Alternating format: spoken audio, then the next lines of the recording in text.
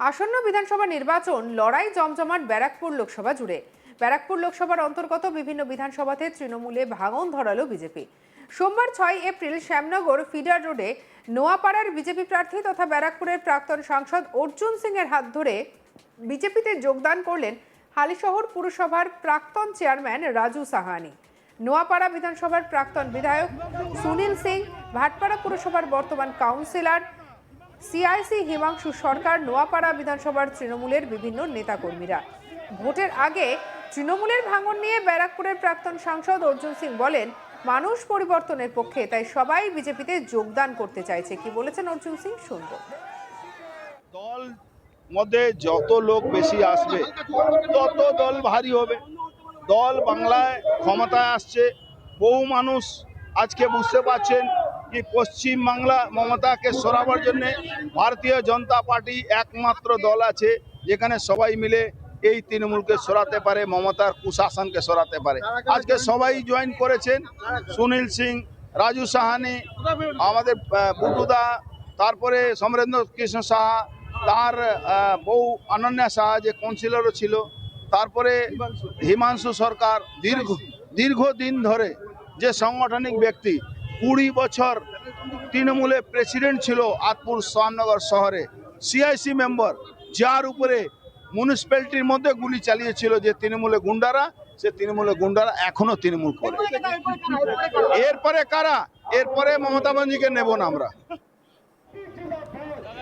অন্যদিকে বিজেপিতে যোগদান করেই প্রাক্তন বিধায়ক এবং প্রাক্তন চেয়ারম্যান জানান, পরিবর্তন সুনিশ্চিত। তৃণমূলে কোনো কাজের জায়গা নেই, দীর্ঘ সময় ধরে বসিয়ে রাখা হয়েছিল, মানুষের কাজ করার জন্যই বিজেপিতে যোগদান করলাম। কি বলেছেন সুনীল সিং শুনব।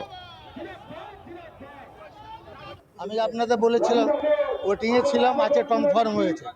আজকে ভারতীয় জনতা পার্টিতে আমরা যোগ দিয়েছি। আজ থেকে ভারতীয় জনতা পার্টি যে লিডারশিপ যেভাবে বলবে আমাদের কাজটা ওভাবে করতে হবে। ভারতীয় জনতা পার্টি আগামী দিনে 2026-এ ভারতীয় জনতা পার্টি সরকার করতে হবে, ডবল ইঞ্জিন সরকার হবে ভারতীয় জনতা পার্টি। আগামী দিনে 4 মে ভারতীয় জনতা পার্টি সরকার হবে। ভারতীয় জনতা পার্টি 170 উপরে সিট জিতবে, নয়াপাড়াও জিতবে, পুরো ব্যারাকপুর লোকসভা 7টাই বিধানসভায় জিতবে।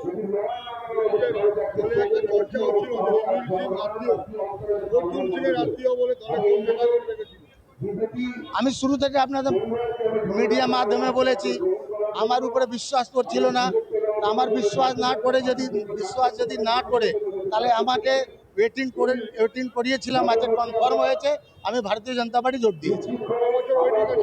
4 বছরের ওয়েটিং ছিলাম, 4 বছর ওয়েটিং ছিলাম, আজকে ভারতীয় জনতা পার্টি যোগ দিয়েছি। মানুষ আমাদের সঙ্গে আছে, জগদ্দল বিধানসভা মানুষ আমাদের সঙ্গে আছে, নওপাড়া বিধানসভা মানুষ সঙ্গে আছে, ব্যারাকপুর লোকসভা 7টা বিধানসভা মানুষ আমাদের সঙ্গে আছে।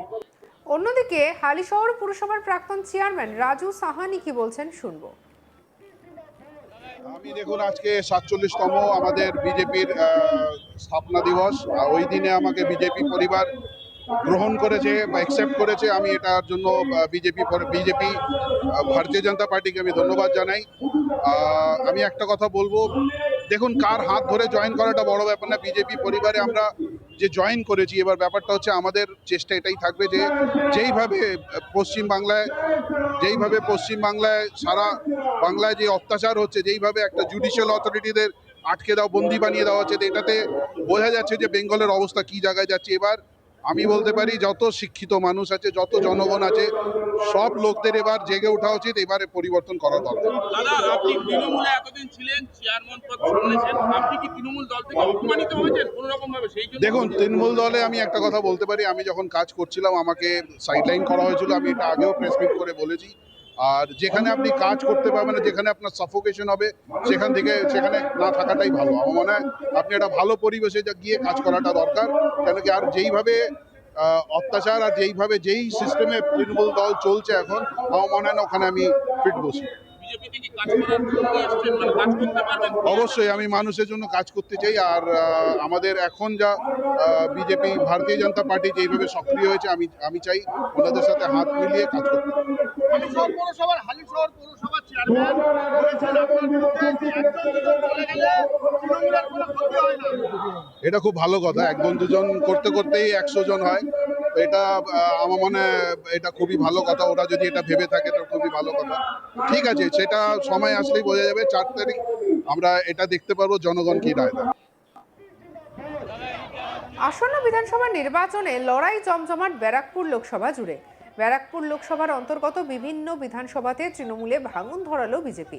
সোমবার 6 এপ্রিল শ্যামনগর ফিডার রোডে নোয়াপাড়ার বিজেপি প্রার্থী তথা ব্যারাকপুরের প্রাক্তন সাংসদ অর্জুন সিং এর হাত ধরে বিজেপিতে যোগদান করলেন হালিশহর পুরসভার প্রাক্তন চেয়ারম্যান রাজু সাহানি, নোয়াপাড়ার বিধানসভার প্রাক্তন বিধায়ক সুনীল সিং, ভাটপাড়া পুরসভার বর্তমান কাউন্সিলর সিআইসি হিমাংশু সরকার এবং নোয়াপাড়া বিধানসভার তৃণমূলের বিভিন্ন নেতাকর্মীরা।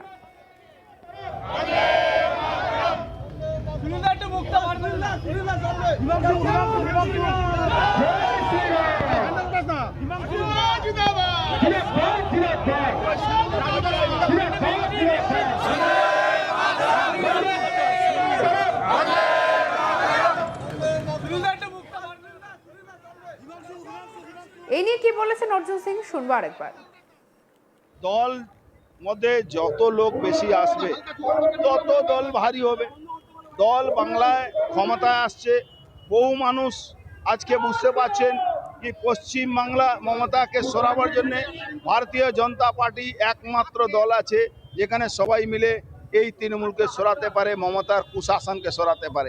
আজকে সবাই জয়েন করেছেন, সুনীল সিং, রাজু সাহানি, আমাদের বুটুদা, তারপরে সমরেন্দ্র কৃষ্ণ সাহা, তার বউ অনন্যা সাহা যে কাউন্সিলরও ছিল, তারপরে হিমাংশু সরকার, দীর্ঘদিন ধরে যে সাংগঠনিক ব্যক্তি, 20 বছর তৃণমূলে প্রেসিডেন্ট ছিল আতপুর শ্যামনগর শহরে, সিআইসি মেম্বার, যার উপরে মিউনিসিপ্যালিটির মধ্যে গুলি চালিয়েছিল যে তৃণমূলে গুন্ডারা, সে তৃণমূলে গুন্ডারা এখনো তৃণমূল করে।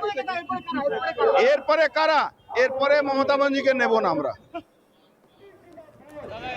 অন্যদিকে নোয়াপাড়ার প্রাক্তন বিধায়ক সুনীল সিং কি বলেছেন, শুনবো। আমি আপনাদের বলেছিলাম ওটিংয়ে ছিলাম, আজকে কনফার্ম হয়েছে। আজ থেকে ভারতীয় জনতা পার্টিতে আমরা যোগ দিয়েছি। আজ থেকে ভারতীয় জনতা পার্টি যে লিডারশিপ যেভাবে বলবে আমাদের কাজটা ওভাবে করতে হবে। ভারতীয় জনতা পার্টি আগামী দিনে 2026-এ ভারতীয় জনতা পার্টি সরকার করতে হবে। ডবল ইঞ্জিন সরকার হবে ভারতীয় জনতা পার্টি। আগামী দিনে 4 মাই ভারতীয় জনতা পার্টি সরকার হবে। ভারতীয় জনতা পার্টি 170 উপরে সিট জিতবে, নয়াপাড়াও জিতবে, পুরো ব্যারাকপুর লোকসভা 7টাই বিধানসভায় জিতবে।